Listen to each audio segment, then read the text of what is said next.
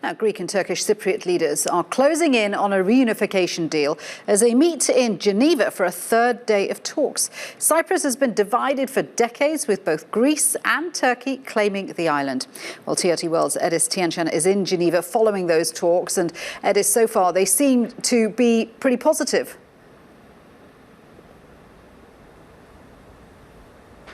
Well, exactly. We've heard earlier from the UN Special Envoy for Cyprus, Espen Aida, updated the press corps, and he said that there has been some progress made already. They've touched on all of the subjects already. He said they agreed on many, while some still remain to be resolved. And to talk more on that, I'm now joined exclusively by Barış Burcu, who is the spokesperson to the President of Turkish Republic of Northern Cyprus. Thank you so much for being here with us. Can you just tell us, on the third day of the ongoing talks, where do we stand at this point? Yeah, we make progress long before in Cyprus. You know, this is a leader-led negotiation process.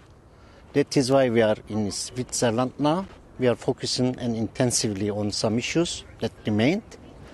And in today's agenda, we tackle many issues. As you know, United Cyprus will be bizonal, bicommunal federal state, and there will be a list of federal competences, and the residual powers will remain to reconstituted states.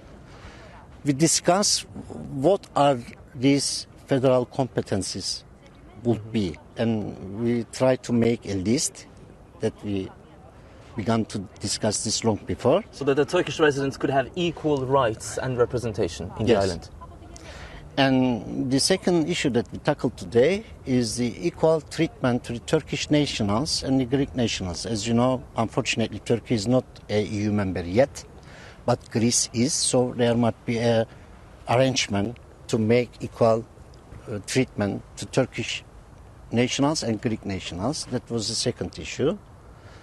And in the future life in United Cyprus, if there will be a need to make some kind of amendment and revision to the constitution, there must be some rules to do so. And we discussed this issue today also. And I understand now in the later afternoon session, now both sides will submit a map, the map that they proposed. There will be discussions on that one too. In the late time, and not at the beginning. I see. And go ahead. But after a while, yes, both sides will present the maps. It's not a presentation, it's submission to the UN expert and Turkish expert and a Greek expert will examine the map if it is in discussed and agreed ratios. Perfect. Thank you very much.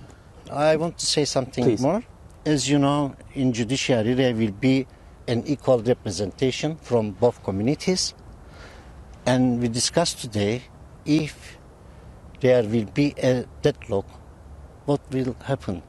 So we discussed to create a kind of deadlock resolver mechanism.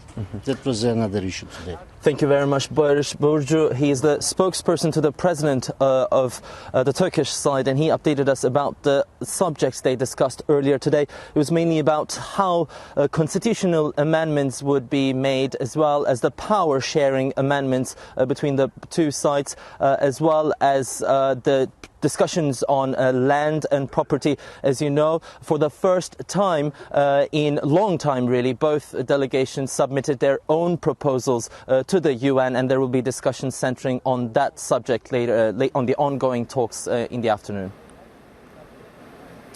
Ediz, thank you. Ediz Tiyansan in Geneva there.